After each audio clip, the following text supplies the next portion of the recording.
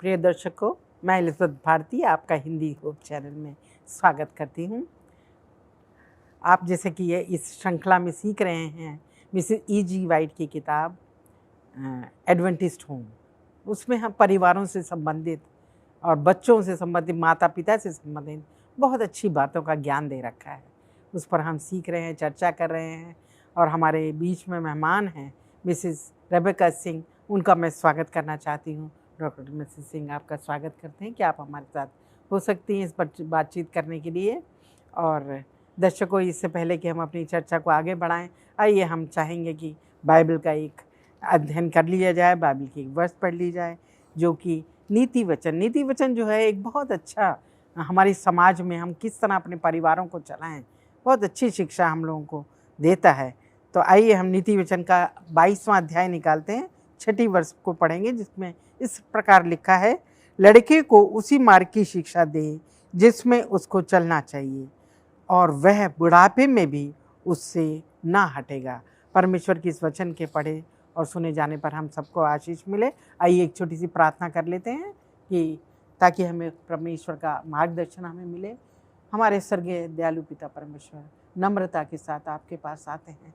प्रभु जी चाहते हैं कि जब हम इस बातचीत को करते हैं परिवारों के विषय में, अपने दर्शकों को सिखाते हैं, आपसे दुआ करते हैं खास तौर से आप मिसेस सिंह के साथ हों जब वो बताती हैं।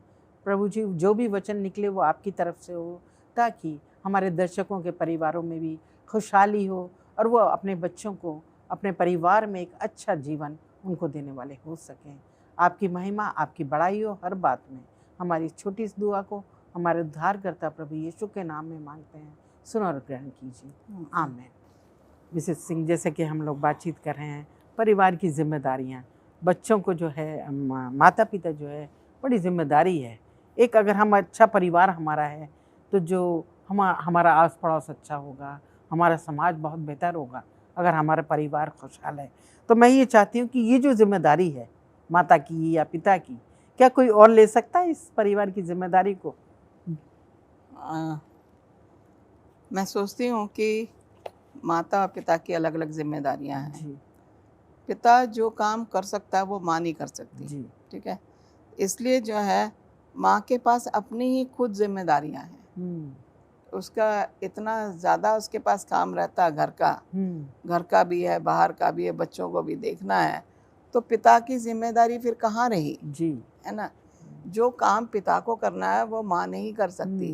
कुछ काम ऐसे हैं जो माँ ने करती है, पिता नहीं कर सकता, लेकिन दोनों ने मिलके ही बच्चों की रिस्पॉन्सिबिलिटी लेनी है। तो यहाँ पे देखते हैं कि पिता का काम है कि आत्मिक शिक्षा बच्चों को देना, परमेश्वर के पास उनको ले जाना।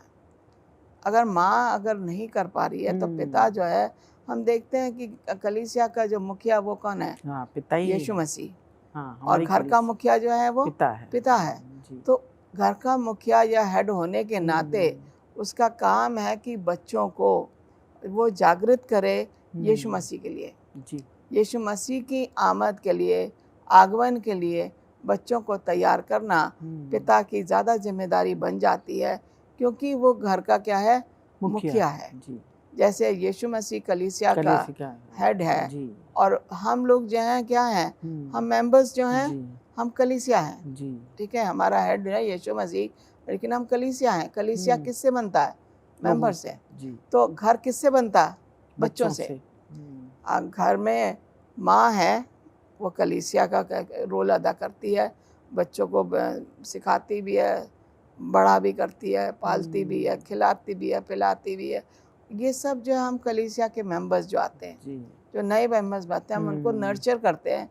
तो माता बच्चों को नर्चर कर रही है और पिता का भी उतना ही रोल होता है, क्योंकि उसे बच्चों को स्वर्गीय स्थान के लिए तैयार करना है।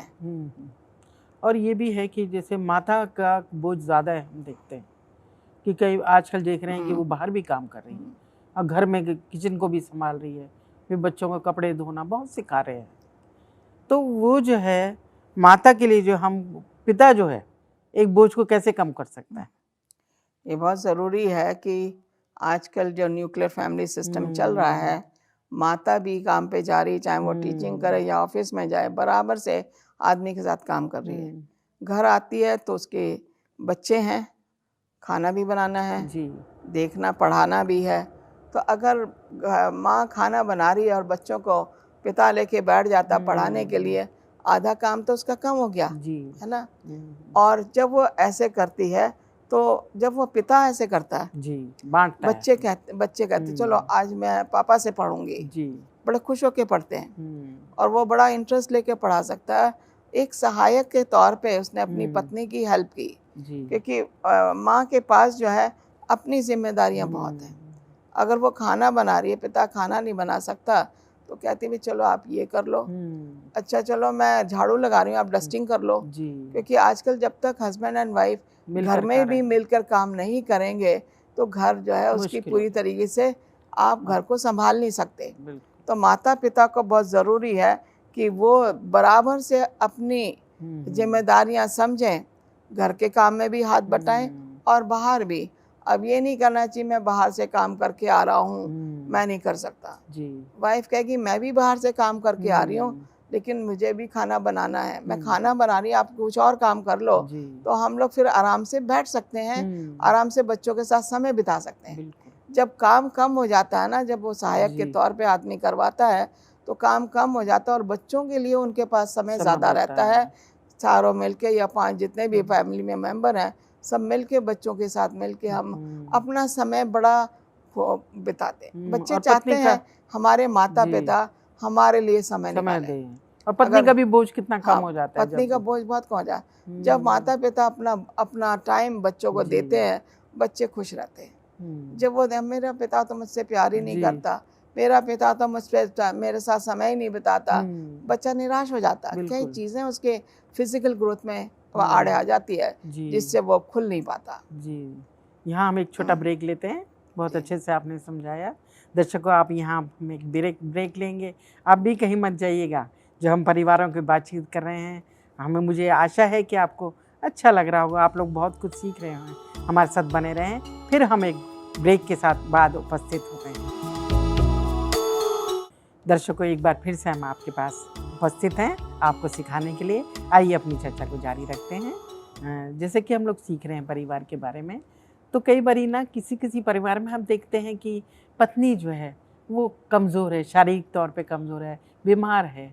तो उसमें जो है पति का क्या जिम्मेवारी बनती है कि अपने परिवार को, अपनी पत्नी को या अपने बच्चों को कैसे संभालें? हम देखते हैं कि जब शादी होती है नए जोड़े की तो वो वायदा करते हैं, चाहे ये कमज़ोर हालत में हो, चाहे ये बीमारी की हालत में हो या किसी भी हालत में हो, दोनों एक दूसरे का साथ निभाएंगे।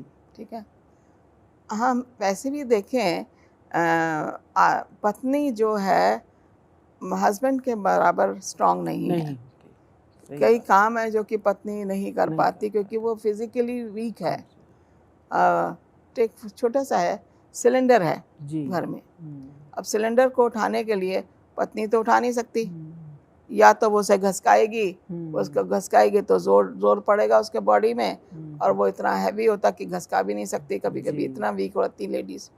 तो अगर पति वो काम कर रहा है तो उसकी सहायता कर रहा है, कह रहा रुक जाओ मैं करता हूँ तुम मत उठाओ, है ना। तो ये है कि कमज़ोर पत्नी का वो सहारा बन रहा है। बिल्कुल। जो उसने परमेश्वर के सामने वायदा किया है वो अपनी जिम्मेदारी भली भांति वो निभा रहा है। या उसके लिए जब उसने कहा आप रहना दो मैं कर रहा हूँ, पत्नी के लिए उसके मन में क्या विचार है? सहानुभूति, दया, प्यार। वो नहीं चाहता कि उसकी पत्नी उठाए और वो कुछ और उसको हो जाए, तकलीफ हो जाए या गिर जाए उठाते हुए। कहता रुको मैं कर रहा हूँ। तो इसका मतलब यह है उसका पूरा कंसर्न है पत्नी के लिए। वो पत्नी के पूरे तरीके से चाहता है कि मुझे कुछ हो जाए, मेरी पत्नी को नहीं होना चाहिए। अक्सर जो है जब देखते हैं कि पत्नी बीमार होगी तो हस्बैंड जो अपने आप को लाचार समझता है जी, इसलिए वो कहता भी तुम जल्दी से ठीक हो जाओ, मैं बीमार पड़ जाऊँ मगर तुम ठीक हो जाओ। पत्नी कहती नहीं मैं बीमार पड़ जाऊँ, तुम्हें नहीं पड़ना चाहिए। कई परिवारों में देखते नहीं ध्यान करते। तो दोनों को एक दूसरे का बहुत प्यार है। कुछ है अरे मर रही है तो बीमार हो गई, मर जाए अच्छा है, उनका कंसर्न नहीं है माँ से। बच्चों का क्या है, अनाथ आश्रम में डाल देंगे, हॉस्टल में डाल देंगे, ये क्या सोचती है इसके बगैर काम नहीं हो सकता। उनके लिए पत्नी के लिए कोई प्यार नहीं है। ऐसे जब वो बोलते हैं तो पत्नी के लिए कोई प्यार नहीं है। पत्नी के लिए प्यार क्यों नहीं होना चाहिए? जब आप दोनों ने मिलकर शादी की है और खुदा के सामने अपने वायदे निभाए हैं, तो हर चीज़ में आपको पत्नी का साथ देना है। बच्चों से वो परेशान हो रही है तो पति का सामने आना चाहिए और बच्चों को समझाना चाहिए, ताकि पत्नी को ये ना लगे कि ये मेरे बच्चे मेरे ऊपर ही छोड़ रखे हैं। बिल्कुल, ये उसकी जिम्मेदारी, क्योंकि पत्नी कमज़ोर है, कभी कभी उसको तरस आ जाता बच्चों के ऊपर और तरस आके बच्चों के साथ दे देती है जी। लेकिन उसे मालूम है कि मैं गलत कर रही हूँ। जब वो देख रही कि बच्चे नहीं सुन रहे तो उसे क्या करना है? हस्बैंड को बोलना चाहिए, देखो ये मेरी बात नहीं सुन रहे हैं, आप इनको समझाओ। ये नहीं तो हस्बैंड थोड़ा सा कड़क का, कुछ हस्बैंड बहुत कड़क के होते हैं, एक ही बार बोलेंगे, दोबारा बोलने की ज़रूरत नहीं है। बच्चा समझ जाएगा कि मुझे जो है अपनी लिमिट मेरी कहाँ तक है, और वो माता से वैसा व्यवहार नहीं करे। उन्हें खबरदार, जो तुमने माँ को ऐसे बोला, तुम्हें ध्यान रखना चाहिए कि माँ तुम्हारी बीमार रहती है या कमज़ोर है, वो सारे काम नहीं कर पाती है, तो तुम्हें सहायता करनी चाहिए बच्चों की। जब वो बच्चों को समझाता कि देखो तुम अपनी मम्मी की सहायता करो, मम्मी तुमसे प्यार करती हैं लेकिन मम्मी ये काम नहीं कर पा रही, बच्चा समझ जाएगा। और उसी तरीके से बच्चा क्या करेगा, हाँ मेरी माँ इस चीज़ को नहीं कर सकती, मम्मी आप रुक जाओ मैं करता हूँ। हैं, दोनों बच्चे आए, मम्मी मैं हम करेंगे, आप मत करो। मम्मी आप अभी उठे हो बीमारी से, आप बैठ जाओ, आपको जो चाहिए हम करेंगे, हम बताते जाओ। तो ये है कि हम अपने जिम्मेदारियों से हम बच्चों को भी सिखा रहे हैं कि मुंह नहीं मोड़ना। तो यहाँ पे जो कह रहा है कि कमज़ोर पत्नी का साथ जो है पति ही दे सकता है। हम कहते हैं ना, आज बच्चे बड़े हो गए, शादी हो गई, अपने घर चले गए, अंत में कौन रह गए? पति पत्नी रह गए। शादी नई नई शादी हुई तो कौन है? पति पत्नी। एक पहले दिन से पति पत्नी साथ हैं, और जब बुजुर्ग हो जाते तो भी पति पत्नी साथ हैं। तो पति अपनी पत्नी का साथ देगा। जब वो बाइबल भी बताती है कि बाइबल भी बताती है कि जब पति पत्नी का साथ दे, उसे मालूम मेरे को जीवन भर इसी का साथ देना है। बच्चे आज हैं कल नहीं है, लेकिन हम दोनों ने अंत तक साथ रहना है, जब तक कि हम परमेश्वर हमें ना उठा ले। तो पति जो है बहुत ज़रूरी है कि पत्नी की देखभाल करे जी। और ये हम देखते हैं कि बाइबल भी कहती है कि जो पति जो है वो पत्नी का एक वो है, मुखिया है, परिवार का मुखिया है, और पत्नी का सर है। जैसे यीशु मसीह जो है कलीसिया का सर है, तो जो है उसमें जिम्मेदारी उनकी और बढ़ जाती है। पति की जिम्मेदारी और है ज़्यादा। पति को बोला गया, क्यों कहते हैं उसको मुखिया, क्यों कहते हैं? पति को बोला हाउस बैंड। मैं जब एलन जी वाइट का मैं पढ़ रही थी, कह रहे हाउस बैंड, मतलब वो घर से बंधा हुआ है। ओके, घर से क्यों बंधा हुआ है? क्योंकि वो घर का मुखिया है, इसलिए उसे हाउस बैंड बोला गया। अब उन्होंने हाउस बैंड को हटा के हस्बैंड कर दिया है ना। तो ये चीज़ जो है कह रहे हैं वो अपने हस्बैंड की तरफ देखेगी। हर चीज़ जिसकी पत्नी को ज़रूरत है वो पति से ही मांगेगी। वो अपने माता पिता से भी नहीं मांगेगी। एक बार जब उसकी शादी हो गई तो अपने माता पिता से मांगते हुए भी झिझकेगी, क्योंकि वो कहेगी मेरा पति है करने वाला, मुझे इसी से मांगना, ये मुझसे प्यार करता, मैं जो भी बोलूँगी मेरा पति करेगा। उससे उतना भरोसा है अपने पति पे कि मैंने अगर कुछ कहा कि आज हमें ये चीज़ चाहिए तो पति एकदम से कहेगा अच्छा ठीक है मैं करता हूँ। वो कभी मना नहीं करेगा, क्योंकि दोनों जो है वो अपनी पत्नी को खुश देखना मांगता है। और जब एक हस्बैंड अपनी पत्नी को खुश देखना मांगता है तो वो क्या करेगा, जो पत्नी चाहेगी उसे प्यार से वो सारी चीज़ें उसके लिए करेगा। छोटे छोटे काम भी जो है बहुत मायने रखते हैं। अगर पत्नी ने अगर खुशी के साथ और उसने उसके लिए चाय बना दी, आजकल चाय का इंडिया में चाय बहुत चलती है, या कॉफ़ी बना दिया, बॉर्नविटा बना दिया, पत्नी कहेगी यार मेरे हस्बैंड ने ये बनाया, मैं कुछ और करूँ एक्स्ट्रा है। वो एक्स्ट्रा करना मांगेगी अपने पति के लिए। क्यों? उसके पति ने देखा कि मैं थकी हुई हूँ और उसने मेरे लिए ड्रिंक बना दी, कहेगी अच्छा मैं आपका कुछ और एक्स्ट्रा बनाती, कुछ स्पेशल बनाऊंगी अपने पति के लिए, क्योंकि उसके मन में जो प्यार है उसको कोई कम नहीं कर सकता। और ऐसे ही हस्बैंड के मन में जो प्यार है पत्नी के लिए उसको भी कोई कम नहीं कर सकता। तो बहुत ज़रूरी है हस्बैंड वाइफ को, कहता है जिसने परमेश्वर ने जिनको जोड़ा उसको कोई अलग ना करे। ये जोड़े ऐसे हैं जो अंत तक साथ रहते हैं, शादी के बाद भी और जब वो बुजुर्ग हो जाते तो भी दोनों साथ रहते हैं। जी, धन्यवाद देती हूँ आपका। और यहाँ हम एक छोटा ब्रेक लेते हैं और फिर उपस्थित होंगे। दर्शकों, जैसा कि आप सीख रहे हैं, बहुत अच्छी बातें हैं कि परिवार में माता पिता एक दूसरे का बर्डन, एक बोझ उठाएं और एक दूसरे का सहारा बने। कभी कभी पत्नी बीमार है तो किस तरह जो है वो उसकी खुशी के साथ उसकी मदद करे, उसकी सहायता करे। आप जाइएगा नहीं, अभी हम यहाँ ब्रेक ले रहे हैं और फिर उपस्थित होते हैं और अपनी चर्चा को जारी रखें। दर्शकों, हम उपस्थित हैं फिर से इस बातचीत को जारी रखने के लिए। घर में हम देखते हैं कि जैसे कि हम बातचीत कर रहे हैं, घर में मुख्यतः किसके नियम होने चाहिए? बड़ा अच्छा सवाल है आपका, किसके नियम होने चाहिए। हस्बैंड तो घर का मुखिया है ही जी। जब उसको हाउसबैंड कहा गया है और उसको हस्बैंड बना दिया, पत्नियों के नियम चलते वो कहते हैं नियम तो मेरा ही चलेगा, हस्बैंड ये कहेगा। लेकिन क्या है, कभी कभी वो कहते हैं कि चलो हस्बैंड का भी नियम है और वाइफ का भी नियम है। तो अक्सर यहाँ पे क्या है, घर में जो नियम है वो हस्बैंड को बनाने चाहिए, ठीक है, क्योंकि वो रिप्रेजेंट करता है यीशु मसीह को जी।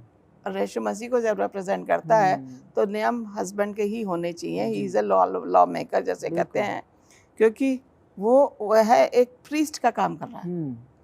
जैसे घर में प्रार्थना हो रही है या बाइबल पढ़ी जा रही है या गाने गाए जा रहे हैं, तो उसको लीड आउट कौन कर रहा है? हस्बैंड लीड आउट कर रहा है। जब हस्बैंड लीड आउट करेगा तो लॉ मेकर भी हस्बैंड ही होगा, कोई दूसरा आदमी नहीं कर सकता। पत्नी वो रोल नहीं करेगी क्योंकि वो घर की हेड नहीं है, सहायक है, सहायक है। तो सहायक के तौर पे उसे अपनी पत्नी को सोचना है जी। पत्नी को अपने पति को अधीन भी रहना, वो पति को उसने वो हक देना जो उसका है जी, है ना। हम देखते हैं कलीसिया में हम हक किसको दे रहे हैं? पास्टर को। हम हक किसको दे रहे हैं? यीशु मसीह का हक जो है यीशु मसीह के पास ही रहेगा। तो जो मुखिया है घर का, वो उसका मुखिया का हक जो उसके पास ही रहेगा। उसका हक पत्नी नहीं ले सकती क्योंकि वो लॉ मेकर है, वो घर का मुखिया है। तो जब ऐसा होता है तो उसका काम है कि फैमिली को एकजुट रखना। पति का काम है कि फैमिली को एकता में बांध के रखना। जैसे कलीसिया को हम जाते हैं चर्च में, हम जाते हैं एसडीए चर्च में जा रहे हैं, मैथोडिस्ट वाले हैं तो मैथोडिस्ट में जाएंगे, तो मैथोडिस्ट की जो कलीसिया है एक हो जाएगी, है ना। सीएनआई की जो कलीसिया है वो एक हो जाएगी, कैथलिक्स की एक हो जाएगी, वो एक फैमिली हो गया। बिल्कुल इसी तरीके से हमारा परिवार है, जो न्यूक्लियर परिवार है हमारा घर का, वो भी एक है, जिसमें पति मुखिया, पत्नी सहायक, बच्चे एक आशीष, ठीक है। वो कहता फलो फूलो और पृथ्वी में भर जाओ। वो यही रोल है जो कि यहाँ पे पति को अपना रोल जो है अदा करना है। पति को ये नहीं करना चाहिए चलो मैं नहीं करूँगा तुम करो, है तुम करो आज से मैं नहीं करूँगा। वो क्या हो गया? तानाशाही हो गया जी। तो जो मसीहत में जो है हमें एक दूसरे का विश्वास जीतना है, यीशु मसीह पे विश्वास रखना है, बच्चों का विश्वास यीशु मसीह पे डालना है, ताकि बच्चे जब अपने माता पिता को देखें, मेरा पिता ऐसे काम करता, मेरा पिता जो है बहुत अच्छा प्रीचर है, मेरा पिता बहुत अच्छा गाता है। बच्चे हर चीज़ में अपने पिता को देखते हैं, माँ को भी देखते हैं, लेकिन जब वो देखते हैं कि सब लोग उसके पापा की प्रेज कर रहे हैं तो बच्चे बड़े ध्यान है, आज मेरे पापा के लिए ये कहा जी, मेरे प्रिंसिपल ने मेरे पापा के लिए ये अप्रिशिएट किया, तो बच्चों को बड़े प्राउड फील होता है। इसी तरीके से माँ बाप को भी बच्चों पे क्या होना चाहिए? घमंड करना चाहिए कि जो हम ट्रेनिंग दे रहे हैं, ये हमारी ट्रेनिंग जो है अंत तक इन्हें हमारे जीवन में इनके बनी रहेगी, और ये हम इन्हें अनंत जीवन के लिए तैयार कर रहे हैं। तो वो पिता ही कर सकता है। और हमारे परिवारों में जैसे माता पिता या बच्चों की कई इच्छाएं होती हैं, उनको हमें परमेश्वर को समर्पित करना क्यों ज़रूरी है? उसके पास लाना। हमें किसने बनाया? जी, परमेश्वर ने बनाया। तो जब हमें परमेश्वर ने बनाया तो हमें इच्छा किसकी करनी चाहिए? पूरी परमेश्वर की। आदम हवा ने परमेश्वर की इच्छा पूरी नहीं की, आज्ञा का उल्लंघन किया, ठीक है। नूह ने प्रचार किया और प्रचार करके लोगों ने उसका मजाक भी उड़ाया। उसने परमेश्वर की आज्ञा का पालन किया, लोगों ने उसको अनसुना कर दिया, है ना। तो जब हम ऐसा देखते हैं कि हमें परमेश्वर ने बनाया, सृष्टि करता है, आसपास जितनी चीज़ें जब परमेश्वर की हैं, तो हमें परमेश्वर की इच्छा पे क्यों पालन नहीं करना चाहिए। अब हम देखते हैं प्रार्थना, लॉर्ड्स प्रेयर है, बड़ी कॉमन सी है। यहाँ पे लिखा हुआ है कि दाइन विल बी डन, तेरी इच्छा पूरी हो। हम क्यों कहते हैं तेरी इच्छा पूरी हो? तेरी का मतलब क्या है? परमेश्वर की इच्छा पूरी है जी। हम जब ये प्रार्थना करते हैं, क्या वाकई में हम एक एक वर्ड को सोचते हैं कि वो क्या हमें बता रही है? क्या हम दूसरे लोगों को दिखाना मांग रहे हैं इस प्रार्थना के जरिए, या हम ऐसे ही जैसे हमने बोल दिया मुंह से रिपीट कर दिया, क्योंकि आदत हमारे मुंह में है परमेश्वर की प्रार्थना, हम उसको प्रभु की प्रार्थना को वैसे रिपीट कर रहे हैं। लेकिन एक एक शब्द जो इसमें है, तेरी इच्छा पूरी हो, हमारी नहीं बल्कि तेरी, हमारी इच्छा नहीं, तेरी इच्छा पूरी हो। क्या हम सच्चे मन से कह रहे हैं कि हमारी इच्छा पूरी, परमेश्वर की इच्छा पूरी होनी चाहिए? हमें कहना चाहिए, ठीक है, क्योंकि परमेश्वर ने हमें सब कुछ तो दिया है जी। क्या हम परमेश्वर की इच्छा पूरी नहीं कर सकते? परमेश्वर की इच्छा क्या है? पृथ्वी में भर जाओ, सारे लोगों को सिखाओ, उन्हें परमेश्वर के बारे में बताओ, वचन में बंधे रहो, प्रार्थना में लगे रहो। ये परमेश्वर का वचन है, ये परमेश्वर की इच्छा है। वो चाहता है कि हम शैतान से दूर रहें। अगर हम परमेश्वर की इच्छा पूरी कर रहे हैं तो हम शैतान से दूर रहेंगे, और अगर हम परमेश्वर की इच्छा पूरी नहीं कर रहे तो हम शैतान से क्या कर रहे हैं? नाता जोड़ रहे हैं, जो कि परमेश्वर नहीं चाहता। वो कहता मेरी सब कुछ बनाई हुई चीज़ है, मैंने तुम्हें खरीदा हुआ अपने खून से, तो तुम्हें मेरी इच्छा जो है पूरी करनी चाहिए। वो हमसे कहता नहीं इच्छा पूरी करो, लेकिन हमारा ये हक बनता है कि हम परमेश्वर की इच्छा पे अटल रहें और उसमें बने रहें।